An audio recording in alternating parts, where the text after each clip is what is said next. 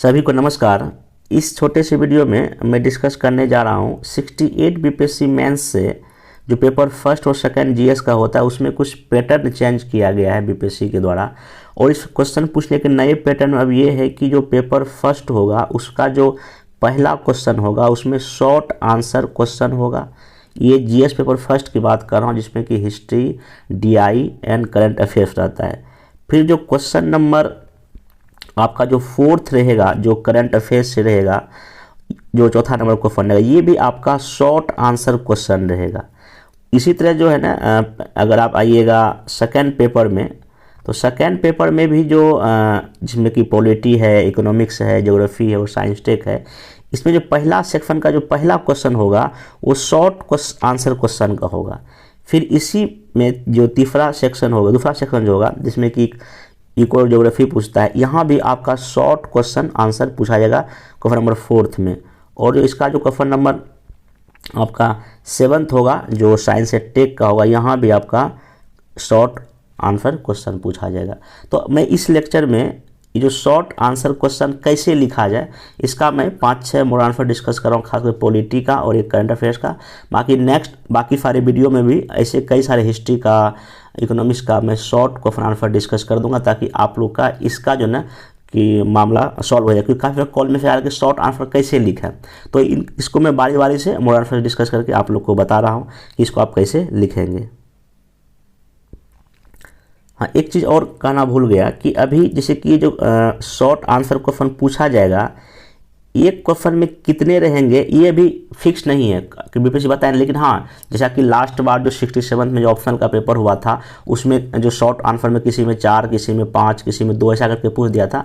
तो मैं ये मान के चलता हूँ क्योंकि ये 38 मार्क्स का शॉर्ट आंसर रहेगा, इसमें से अगर वो 4 क्वेश्चन देगा, मान लेते हैं, अभी मान लेता हूँ कि इन्हें कि यही पूछ देगा, अगर 4 क्वेश्चन अगर रहेगा तो 38 को आप 4 से डिवाइड कर सकते हैं। तो समझ जाइए कि 9.5 मार्क्स जो है ना ईच क्वेश्चन आपका आएगा। या इसमें ये भी कर सकता है कि एक क्वेश्चन 10 मार्क्स का, एक क्वेश्चन 14 मार्क्स का, एक क्वेश्चन 14 मार्क्स का। ये मैं फिर अनुमान बता रहा हूँ, ऐसा हो सकता है। बाकी इसमें और भी 5 क्वेश्चन भी पूछ सकता है। तो इसमें मैं हर एक एंगल से आपको मोटा मोटा डिस्कस कर रहा हूं। और इसमें देखिए शॉर्ट आंसर में अभी मोटा मोटा आप ये जानिए ना, आपको 100 वर्ड में या 120 वर्ड में ना आंसर तैयार कर लीजिए।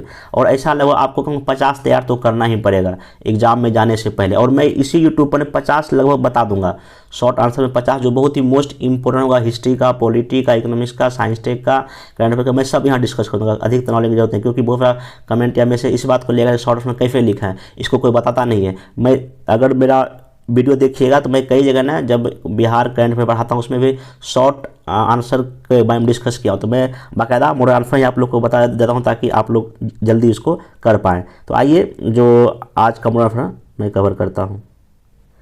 अब देखिए ये जो क्वेश्चन है यहाँ पे, ये मैं अपने डेली आंसर राइटिंग प्रोग्राम में दिया था लिखने के लिए कि भारत जैसे एक लोकतांत्रिक देश के संदर्भ में संविधान के महत्व की व्याख्या कीजिए। ये मैं बोला था कि इसको आप 100 या 120 वर्ड में लिख लें। अब देखिए जो क्वेश्चन है कि भारत जैसे लोकतांत्रिक देश में संदर्भ में संविधान का महत्व, तो यहाँ पे संविधान का हम इम्पोर्टेंस पूछ रहे हैं। तो आपको यहाँ पे क्या करना था, थोड़ा सा जो है 1-2 लाइन में कि संविधान क्या होता है, फिर क्या उसका इम्पोर्टेंस है, लगभग 5-6 इम्पोर्टेंस लगा कर आपको ख़त्म कर देना चाहिए था। यहाँ देखिए सिंपल से आपको क्या लिखते हैं, हालांकि देखिए शॉर्ट आंसर में कोई इंट्रोडक्शन नाम का कोई चीज़ नहीं होता, लेकिन हाँ फिर भी आप स्टार्टिंग तो कुछ ना कुछ करेंगे ना। जो प्रश्न का की टर्म है, जैसे मान लीजिए इसका की टर्म क्या है कि एक तो संविधान का महत्व है, तो थोड़ा सा तो आप संविधान के बारे में नहीं 1-2 लाइन लिखेंगे तो फिर आपका आंसर ना अधूरा हो जाएगा। इसलिए थोड़ा सा ना 1-2 लाइन ना उसका बेसिक के बारे में आप लिख सकते हैं, हाँ वो उसमें क्या मेन थीम है। यहाँ मैं लिख दिया कि संविधान एक ऐसा लिखित दस्तावेज है जिसके अनुसार सरकार को संचालित किया जाता है। यह राज्य की विधायिका, कार्यपालिका, न्यायपालिका की स्थापना, उनकी शक्तियाँ एवं दायित्वों का सीमांकन तथा जनता व राज्य के मध्य संबंधों को विनियमित करता है।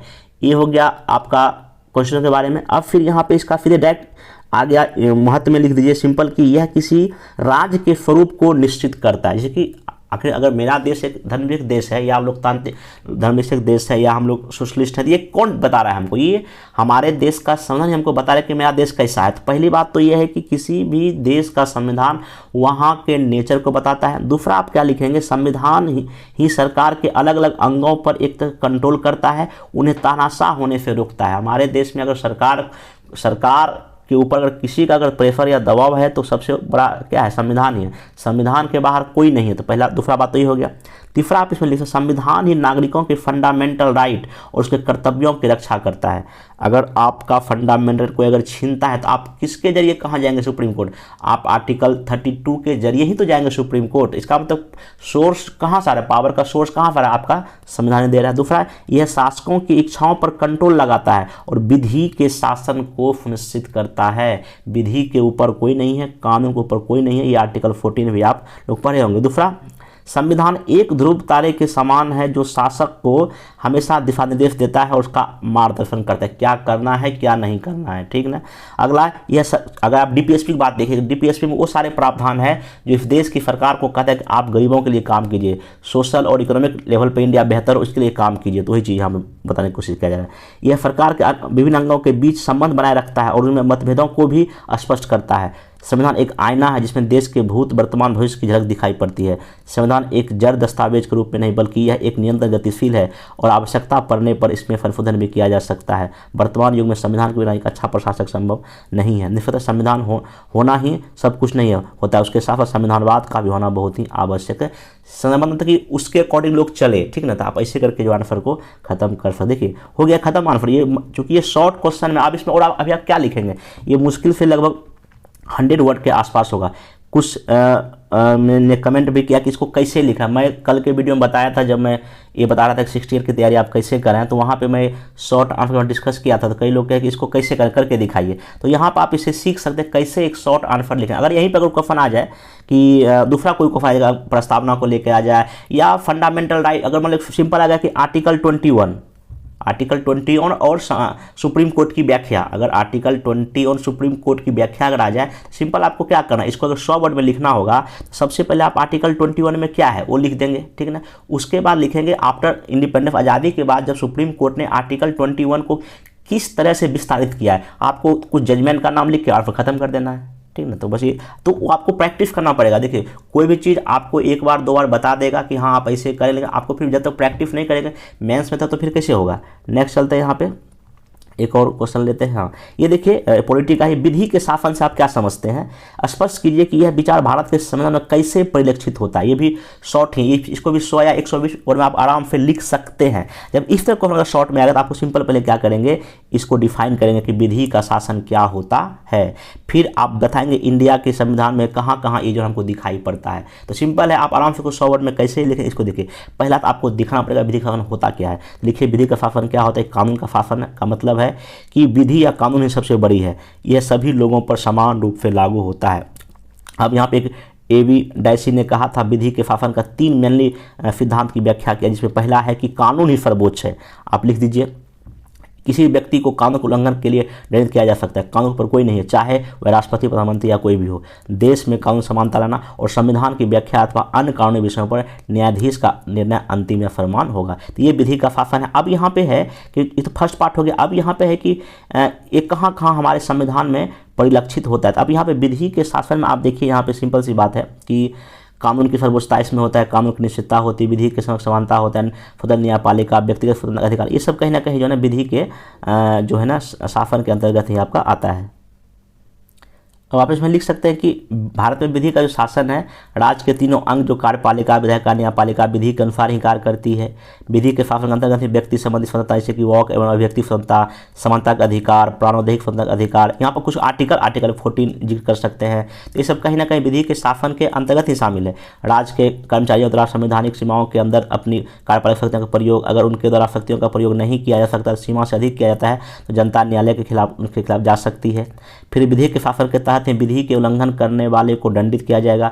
यह सभी व्यक्तियों पर समान रूप से लागू होता है।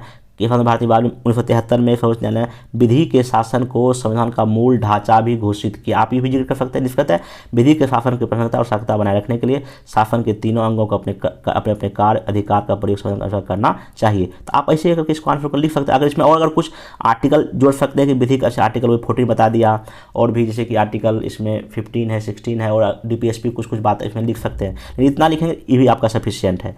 तो ये देखिए मोटा मोटी कितना, ये मुश्किल से 100 वर्ड हो गया, 100 वर्ड से आसपास है। तो आपको ये प्रैक्टिस से होगा, ठीक ना। और क्वेश्चन के डिमांड में एक्स्ट्रा कुछ नहीं लिखना है, बस जो क्वेश्चन पूछेगा टू द पॉइंट वहाँ कर देना है। बाकी एक और शॉर्ट क्वेश्चन देखिए भी पूछा जा सकता है कि शक्ति के पृथक्करण की अवधारणा को स्पष्ट कीजिए। ये देखिए शॉर्ट में कि जो सेपरेशन ऑफ पावर है उसको डिफाइन कीजिए। आपको सिंपल क्या करना है, डायरेक्ट बिना किसी जो है ना लंबा चौड़ा भाषण, डायरेक्ट आइए क्वेश्चन पे। शॉर्ट आंसर जब भी लिखिएगा डायरेक्ट आपको आंसर पे आना ही पड़ेगा, ज़्यादा आपको अधिक ब्रॉड करने का जरूरत नहीं है। सिंपल क्या करना, शक्ति के पृथक्करण का मतलब है कि सरकार के तीनों अंगों कार्यपालिका, विधायिका, न्यायपालिका शक्तियों का एक तरीका का विभाजन होना। भारतीय संविधान में शक्ति के पृथक्करण का प्रावधान सख्त नहीं है, बल्कि यह जांच और संतुलन पर आधारित है, चेक एंड बैलेंस पर आधारित। बस इतना बात लिख दिए।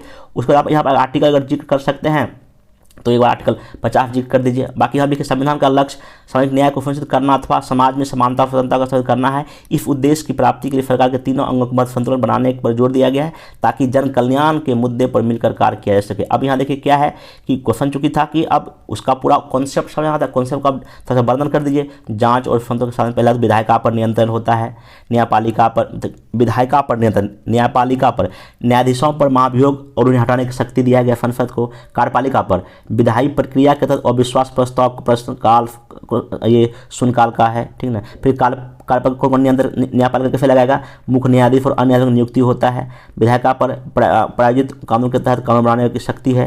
और फिर न्यायिक नियंत्रण क्या है इसमें कि कार्यपालिका पर कैसे है कि न्यायिक समीक्षा के द्वारा किसी भी गतिविधियों पर जांच करना, और विधायिका पर कैसे है न्यायिक सक्रियता के तहत जो है जनहित के लिए कानून का निर्माण करना। मतलब कि ये कहीं ना कहीं जो तीन जो अंग है वो एक दूसरे पर कहीं ना कहीं जांच और संतुलन का करता है। आपको यही दिखा देना है, तो ये आपको प्रैक्टिस करना पड़ेगा कि कौन कैसे चेक करें। हाँ, अगर इसमें आपको अधिकतम कर तो आप आर्टिकल का जिक्र कर सकते हैं, आर्टिकल जितना कम है आर्टिकल आप लिख के आपको और थोड़ा आंसर को बेहतर कर सकते हैं। बाकी यहाँ पे अंतिम में लिख भी दिया गया है कि संविधान के अनुच्छेद 50 में कार्यपालिका को न्यायपालिका से पृथक करने का चर्चा की गई है। 99 संविधान संशोधन के द्वारा राष्ट्रीय न्यायिक नियुक्ति आयोग की स्थापना, लेकिन सर्वोच्च न्यायालय ने इसे रद्द कर दिया, जिससे कहा था संविधान के द्वारा प्रदत्त शक्तियों का प्रयोग समाज के कल्याण के हित में करना चाहिए। मतलब एक लाइन में आपका कुछ आगे की राह दिखा सकते हैं, और 1-2 लाइन में आप यहाँ पे अगर भूमिका अगर लिख रहे तो आप लिख के आंसर को खत्म कर सकते हैं। देखिए मुश्किल से ये 100 वर्ड में हो गया, तो ये फिर भी बार-बार बोलता हूँ प्रैक्टिस करना पड़ेगा, बिना प्रैक्टिस किए नहीं होगा। अगला क्वेश्चन और है कि भारत के राष्ट्रपति की वीटो की शक्तियों का विवेचना कीजिए। शॉर्ट में अगर पूछेगा सिंपल यहाँ पे क्या कर सकते हैं, अगर आपको आर्टिकल याद है आर्टिकल लिखिए, तो सिंपल यहाँ लिखेंगे कि संसद के विभिन्न अंग होने के नाते कोई भी विधेयक तब तक अधिनियम नहीं बन पाता जब तक राष्ट्रपति उस पर हस्ताक्षर नहीं कर दे। डायरेक्ट देखिए डायरेक्ट वहाँ पे आप आइए क्वेश्चन पे बार-बार बोलते हैं फॉर ऑप्शन में। फिर इस संदर्भ में राष्ट्रपति के पास 3 विकल्प होते हैं, वह विधेयक पर अपनी स्वीकृति दे सकते हैं, अथवा अपनी स्वीकृति को सुरक्षित रख सकते हैं, अथवा विधेयक को संसद के लिए विचार कर रख सकते हैं। ये होगा डायरेक्ट हो गया, कहीं कोई लफाजी करने की। हाँ, अगर आपको ज़्यादा अगर कुछ करना तो एक आर्टिकल जिक्र कर सकते राष्ट्रपति का किस में प्रावधान, अगर ज़्यादा अगर करना है, नहीं तो वो भी अगर नहीं करता आपका बिल्कुल चल जाएगा। अगला है इस प्रकार राष्ट्रपति संविधान की मूल भावनाओं के विपरीत या जल्दबाजी से पारित विधेयक के संदर्भ में अपनी वीटो शक्ति का प्रयोग कर सकते हैं। भारतीय राजनीति के पास 3 प्रकार के वीटो की शक्ति है। एक है आंतरिक वीटो, अब डिफाइन कर दीजिए यहाँ पे, ठीक ना, कैसे कैसे क्या है। फिर एक है निलंबनकारी वीटो, इसको आप डिफाइन कर सकते हैं। और फिर एक लास्ट में आप जो है ना जो वीटो लगा दीजिए, तो आपका आंसर क्या हो जाएगा, खत्म। निष्कर्ष में आप यहाँ पे जो है ना इस प्रकार राष्ट्रपति को प्राप्त वीटो के शक्तियों का प्रयोग समाज कल्याण राष्ट्रहित में करना चाहिए। मतलब एक आप भविष्य का कोई राह दिखा सकते हैं अपने लास्ट के लाइन में। हाँ, अगर हो सके तो यहाँ पे 1-2 अगर आर्टिकल कहीं अगर है पुट तो आप उसको लिख दें, और 1-2 एग्जाम्पल लिख दें जो जहाँ जीओ वीटो लगा है हमारे देश के राष्ट्रपति ने, इसमें आप एक्स्ट्रा एक कर सकते हैं। लेकिन बाकी अधिक करने को टाइम आपके पास नहीं है। एक बात समझिए, जो शॉर्ट आंसर रहेगा आप इसमें समझिए कि जीएस पेपर फर्स्ट में जो रहेगा पहला क्वेश्चन तो शॉर्ट आंसर रहेगा, अभी मैं जस्ट दिखाया। 4th क्वेश्चन भी आपको शॉर्ट क्वेश्चन आंसर रहेगा। तो आप समझिए कि अगर 4 क्वेश्चन पूछ देगा, मान लीजिए चारों क्वेश्चन अलग अलग होगा, और लिखने के लिए आपको कहीं ना कहीं ब्रेक होना पड़ेगा। पहले क्या होता था, एक ही क्वेश्चन में आप एक क्वेश्चन को लिखने में ईजी होता है, लेकिन अब यहाँ 4 क्वेश्चन वो भी 100 वर्ड में लिखना थोड़ा सा क्या होगा, टाइम का लिए बहुत होगा हमारे। इसलिए यहाँ पे जितना कम बात में आप, जितना कम लाइन में आप मैक्सिमम बात आपको कहने का यहाँ पे कला विकसित करनी पड़ेगी, और ये बार बार लिखने से होगा, ठीक ना। इसको ध्यान रखिएगा। तो यहाँ टाइम का दिक्कत हो सकता है, क्योंकि समझिए कि पहले क्वेश्चन में 4 और दूसरे में भी 4, तो यहाँ तो 8 क्वेश्चन मोटामोटी हो जाएगा। और फिर सेकंड पेपर में वही हाल होगा। वहाँ तो सेकंड पेपर में तो पहला भी शॉर्ट है, चौथा भी शॉर्ट है, और 6 नंबर का भी शॉर्ट, 7 नंबर का भी शॉर्ट है। समझिए कितना अधिक क्वेश्चन है, इसलिए बिना प्रैक्टिस का संभव नहीं है। तो इसको देख लीजिएगा। बाकी आते हैं एक और क्वेश्चन पे। अगर शॉर्ट पे पूछ जाए कि भारतीय संविधान की प्रस्तावना, उसका महत्व, इतना ही देखिए, 1 2 3 4 5 6 वर्ड में ही पूरा क्वेश्चन है। अब आपको यहाँ पे समझना पड़ेगा कि भारतीय संविधान की प्रस्तावना लिखना पड़ेगा क्या है, उसका इंपॉर्टेंस क्या है। सिंपल सा डायरेक्ट आपको यहाँ आना पड़ेगा। भारतीय संविधान की प्रस्तावना एक विढल संविधान का आईना का सार का रूप में है, जिसमें देश के संविधान के मूलभूत मूल्यों का दर्पण होने के साथ साथ संविधान निर्माताओं के उद्देश्य एवं दृष्टिकोण प्रतिबिंबित होते हैं। किसी भी संविधान की प्रस्तावना उन लक्ष्यों, आदर्शों, उद्देश्यों को इंगित करती है जिसकी स्थापना व संपरिवर्तन के लिए संविधान की रचना होती है। तो पहले आपने दिखा दिया कि संविधान का प्रस्तावना क्या होता है, ठीक ना। फिर यहाँ पर आगे लिख सकते हैं कि संविधान विशेषज्ञ N.A. पालकी वाला ने प्रस्तावना को संविधान का परिचय पत्र कहा है। ध्यातव्य है कि पंडित नेहरू द्वारा इतना तारीख को पेश किया गया था, बस ये पे हो गया। अब यहाँ पे चूंकि ये तो हो गया, ठीक है, भारतीय संविधान का प्रस्तावना कहाँ से, इसका हो गया, इतना पॉइंट खत्म हो गया। अब इसका आपको इंपॉर्टेंस को दिखाना। अब इंपॉर्टेंस को देखिए, अब एक ध्यान है, शॉर्ट आंसर को लिखने के लिए आप बाकायदा जो है ना इस तरह के फ्लो चार्ट का बेहतरीन यूज कर सकते हैं। फिर ये सब होगा प्रैक्टिस से, विदाउट प्रैक्टिस पॉसिबल नहीं है। अब देखिए इसका महत्व क्या है। तो पहली बात महत्व तो यही है कि इसमें पहला बात, हम भारत के लोग, मतलब कि हमारे देश का जो मेनली जो सोर्स, पावर का जो सोर्स है वो कौन, देश की जनता कौन बताता है, प्रस्तावना में लिखा हुआ। उसका हमारे देश का स्वरूप या नेचर क्या होगा ये कौन डिसाइड करता है, ये करता है आपका प्रस्तावना। मतलब कि हम संप्रभु संपन्न हैं, समाजवादी हैं, पथनिरपेक्ष हैं, लोकतंत्र गणराज्य हैं, ये हमको स्वरूप बताता है।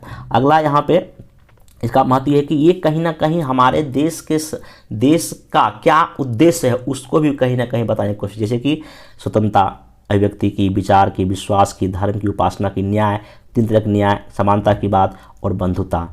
और जहाँ अगर स्पष्ट प्रावधान नहीं है वहाँ न्यायपालिका इसका मार्गदर्शक के रूप में भी इसका क्या करती है, इस्तेमाल करती है। जैसे एग्जाम्पल दे सकते हैं। और संविधान के मूल ढांचे की ओर भी संकेत करती है, और ये हमें संविधान की लागू होने की तिथि को भी बताते हैं। और इस प्रकार प्रस्तावना वर्तमान राजनीतिक परिवेश में प्रासंगिक है, जो संविधान निर्माताओं के दूरदर्शी उद्देश्य का प्रतिनिधित्व करता है। अब देखिए ये क्वेश्चन पूछता लॉन्ग में भी है। ये प्रश्न अगर यही क्वेश्चन पूछा है कई बार, देखिए बीपीएससी में, कि संविधान की प्रस्तावना में उपस्थित दर्शन और उसके महत्व को बताइए। ये आपको 400 या 750 वर्ड में तो इसको कोई भी लिख लेगा, लेकिन शॉर्ट में कैसे लिखा जाए आप प्लीज़ यहाँ से इजीली सीख सकते हैं। इसको एक बार वीडियो पॉज करके देख लीजिए। बाकी इसका PDF मैं शेयर कर दूंगा अपने टेलीग्राम चैनल पर। इसके पहले भी मैं इसका PDF ऑलरेडी शेयर कर दिया हूँ, तो जो अगर जो लगातार वहाँ एक्टिव होंगे तो उनको मिल गया होगा।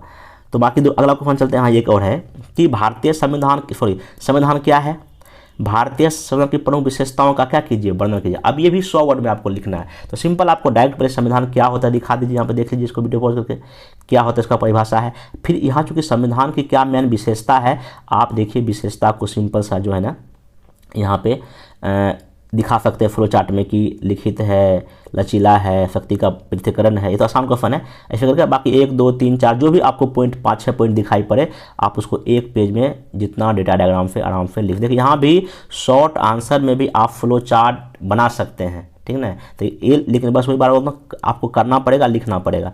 देन फिर हाँ, एक जो है ना ये भी अगर क्वेश्चन पूछे, क्या प्रस्तावना भारतीय संविधान का भाग है या नहीं, तर्कपूर्ण उत्तर दीजिए। मैं जो आंसर राइटिंग प्रैक्टिस कराता हूँ उसमें एक टॉपिक से जितना भी शॉर्ट क्वेश्चन बन सकता है वो मैं सब करा रहा हूँ, और ऐसा लगभग अभी तक 50-60 ऑलरेडी मैं करा चुका हूँ, ठीक ना। तो इसलिए जो है ना आंसर राइटिंग बहुत ही ज़रूरी है अभी के मतलब कि बीपीएससी के नए पैटर्न को देखते हुए। अब देखिए यहाँ पे क्या प्रस्तावना संविधान का भाग है या नहीं, तर्कपूर्ण उत्तर दीजिए। तो सिंपल सी बात यही है कि लिखना पड़ेगा 1-2 लाइन आपको कि मतलब कि प्रस्तावना पहले है क्या। एक लाइन यहाँ देखिए लिखा गया है प्रस्तावना क्या है कि संविधान विशेषज्ञ सुभाष कश्यप के शब्दों में, अगर संपूर्ण संविधान शरीर है तो प्रस्तावना इसकी आत्मा। प्रस्तावना भारतीय संविधान के लक्ष्यों, उद्देश्यों, दृष्टिकोणों की ओर इंगित करता है। देखिए 2 लाइन में कैसे आप भूमिका भी लिख सकते हैं, ये आपको करना पड़ेगा। मैं बार बोल रहा हूँ, जब प्रस्तावना लागू हुआ था अर्थात संविधान सभा के सदस्यों द्वारा उस पर हस्ताक्षर किए गए थे, तब यह नहीं बताया गया था यह भाग है या नहीं, इसलिए विवाद का मुद्दा था प्रस्तावना को भाग माना जाए या नहीं। आगे यहाँ लिखा हुआ है कि क्योंकि अंतिम व्याख्याता सुप्रीम कोर्ट है वही बताया गया था। अब यहाँ पे अलग अलग वाद, एक के गोपाल ने कहा और बीरबल ने कहा कि नहीं है, ठीक है ना, लेकिन 1973 में कहा हाँ है। तो ऐसे करके आप ना 2-3 लाइन में आप 1994 में भी उन्होंने कहा कि हाँ है। तो इस प्रकार जो है ना प्रस्तावना संविधान का भाग है, इसमें संशोधन किया जा सकता है, लेकिन वैसा नहीं किसी भाग का, जैसा कि अगर मूल ढांचा अगर इसका होगा विपरीत होगा तो उसमें भी वो नहीं कर सकते। अब देखिए इस प्रश्न को, जबकि ये लॉन्ग में भी आता है, इसको आप आराम से कितना मुश्किल से ना 100 या 120 शब्दों में इसको लिख दिया गया, 10 लाइन में आंसर लिख दिया गया। तो ये आपको थोड़ा सीखना पड़ेगा। बाकी एक और यहाँ करंट का मैं देख लेता हूँ।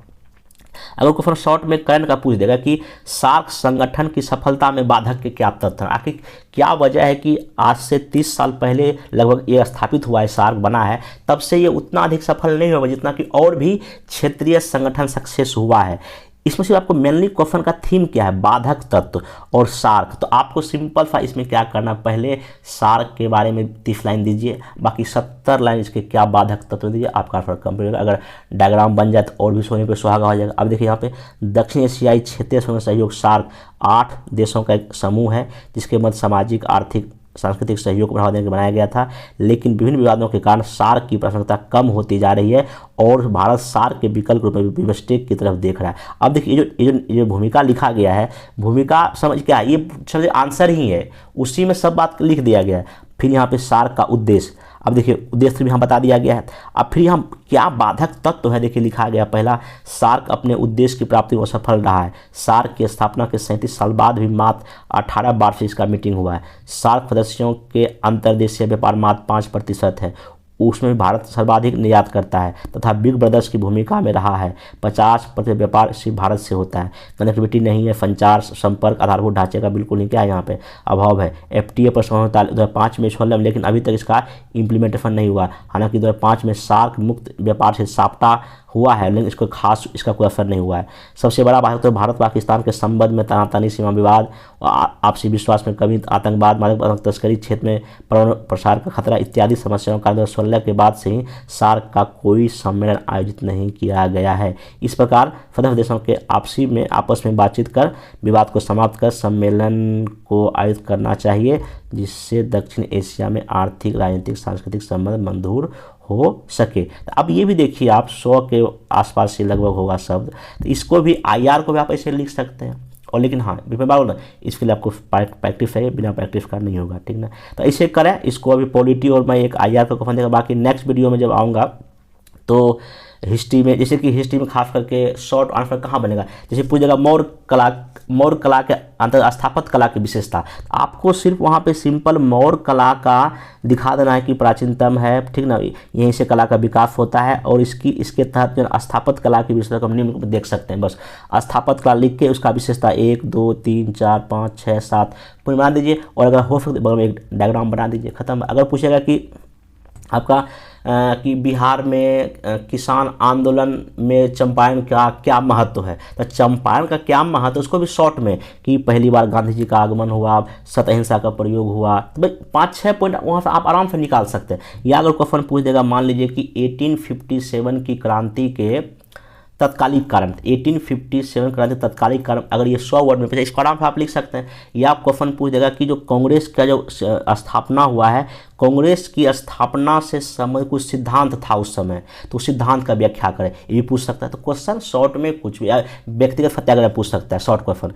क्योंकि एक बार व्यक्तिगत सत्याग्रह क्वेश्चन ऑलरेडी BPSC पूछ चुका है मेंस में, हिस्ट्री में। तो ऐसे शॉर्ट क्वेश्चन बनेंगे, तो मैं कोशिश करूँगा लगभग 50 जो है ना आपको यहीं पे बता दिया जाए। आज लगभग 4-5 बता दिया हूँ, आगे 5-6 वीडियो में ऐसे शॉर्ट आंसर ला के आपके हर एक प्रॉब्लम को सॉल्व कर दूंगा। और एक बात ध्यान सुन लीजिए, इसी यूट्यूब चैनल पे एक BPSC मेंस कैप्सूल करके एक आपको मिलेगा, क्या कहते हैं, प्लेलिस्ट, उसमें जाइए, वहाँ लगभग जो है ना 50 से ज़्यादा, 50 का लगभग 70-80 क्वेश्चन में डिस्कस किया हूँ मेंस के पर्पस से। वो 67 में ही किया, तो वो आज भी उसका रिलेवेंट है, आप उसको देख लीजिए। तो वहाँ पे कई सारे शॉर्ट क्वेश्चन आपके इजीली सॉल्व हो जाएंगे। जैसे कि उसमें मैं, जैसे कि सहकारी संघवाद पर लिखना आ जाए, या मेक इन इंडिया पर लिखना आ जाए, या आत्मनिर्भर भारत पर लिखना आ जाए, तो कैसे योजनाओं को कैसे आप बेहतर ढंग से लिख सकते हैं, आप उसको भी जो है ना काफ़ी सही ढंग से हैंडल कर सकते हैं। चलिए इसी में जो है ना इकोनॉमिक्स का 2 मॉडल में डिस्कस कर देता हूँ। अगर कोई स्कीम पे अगर लिखने आ जाए, योजना पे, जैसे कि एक है प्रधानमंत्री गति शक्ति योजना, इसमें आपको अगर 100 वर्ड लिखना हो या 120 वर्ड में कैसे आप लिखेंगे? सिंपल, कोई भी अगर योजना है तो वो कब से स्टार्ट हुआ था उसका जिक्र, उसका क्या उद्देश्य है, उसमें अभी वर्तमान में क्या गतिविधि चल रहा है, उसमें क्या कमियां हैं, इतना लिख के आपको छोड़ देना। आइए देखिए इसको कैसे लिखा गया है कि अक्टूबर 2021 में प्रधानमंत्री रसद लॉजिस्टिक कॉस्ट को कम करने के लिए, एक जो है ना बुनियादी अवधारणा को मजबूत करने के लिए और कम समय में पूरा करने के लिए गति शक्ति या national master plan of multi modal connectivity launch किया गया। देखिए ये हो गया, मतलब कि उसका थोड़ा सा भूमिका आप समझ सकते हैं। फिर अब देखिए डायरेक्ट इसका उद्देश्य शॉर्ट में कि जमीनी स्तर पर काम में तेजी लाना, लागत में कमी करना, ये सब विकास करना, ये हो गया इसका उद्देश्य। 3-4 लिख दिए। अब 2019 में आधारभूत अवधारणा पर 16 लाख करोड़ रुपये का निवेश की घोषणा राष्ट्रीय अवधारणा पाइपलाइन के माध्यम से किया गया था, जिसे पीएम गति शक्ति योजना में क्या कर दिया गया है, समाहित क्या कर दिया गया, ये भी आप डेटा दे सकते हैं। बट 2022-23 में इसमें जो है 7 कारकों को इस योजना से जोड़ा गया है। लेटेस्ट भी यहाँ पे आप बात लिख सकते हैं, लेकिन हाँ आपका कंटेंट होना चाहिए थोड़ा सा सर्वे सबका। फिर यहाँ देखिए कि यहाँ पे लिखा हुआ है शामिल कारक, यहाँ दिखा दिया गया कि सड़क, रेलमार्ग, हवाई, विमान, माल जलमार्ग, अफवाह, लॉजिस्टिक हो गया। इस योजना के माध्यम से राष्ट्रीय राजमार्ग नेटवर्क की लंबाई को 2 लाख किलोमीटर तक विस्तारित करना है, 200 से अधिक नए हवाई अड्डे का निर्माण करना है, हेलीपोर्ट, वाटर, ये सब करना है आपका। अब देखिए इसका क्या लाभ होगा, लाभ यही होगा कि देश का आधुनिकीकरण होगा, परिवहन के क्षेत्र में हाईवे बनेगा, अच्छा होगा हमारे देश का, मेक इन इंडिया को बल मिलेगा, भारत में निवेश आएगा, विद्यमान हब इंडिया बन सकता है, समय और फंड दोनों का बचत होगा और निर्यात को बढ़ावा और नए रोजगार के अवसर होंगे। अब यहाँ पे कुछ समस्या भी आपको दिखाना पड़ेगा कि वित्त का अभाव है, एनपीए की समस्या हमारे बैंकों में, कहाँ कैसे लोन मिलेगा इन सब कंपनियों को, फिर भूमि अधिग्रहण में देरी हो जाती है, मुकदमे, न्यायपालिका मामले, पर्यावरण मंजूरी, ये समस्या भी आप इसको दिखा सकते हैं। ये देखिए किसी भी योजना में यही आपको 3-4 बात लिखना है, योजना क्या है, उसका उद्देश्य क्या है, अभी तक उसमें क्या प्रगति हो रहा है, अगर कोई डेटा नया है तो वो जोड़ सकते हैं, बाकी एक समस्या दिखाना खत्म। अब ज़्यादा आपको लंबा चौड़ा भाषण लिखने की जरूरत नहीं। बाकी एक और, चूँकि ये काफ़ी फेमस स्कीम अभी रहा है, उत्पादन प्रोत्साहन लिंक्ड योजना, प्रोडक्शन इंसेंटिव जो है ना लिंक स्कीम जो है काफ़ी चर्चित रहा है पिछले 1-2 वर्षों में। आप इसको अच्छे से इसका शॉर्ट कर लें, लॉन्ग के लिए भी पूछा जा सकता है। अब देखिए शॉर्ट में क्या लिखेंगे, तो 22 में आत्मनिर्भर भारत के अंतर्गत विनिर्माण में देश के वैश्विक चैंपियन बनाने के लिए क्षेत्रों की पहचान कर उसमें सहायता देने के लिए उत्पादन प्रोत्साहन लिंक योजना शुरू की गई है। देखिए मतलब आप कब शुरू किया गया वो लिखते हैं, वही उद्देश्य भी हो सकता है। बाकी इस योजना के तहत विभिन्न क्षेत्रों की पहचान की जाती है, फिर उन क्षेत्रों को सहायता राशि सब्सिडी दी जाती है जो बजट के माध्यम से भुगतान की जाती है।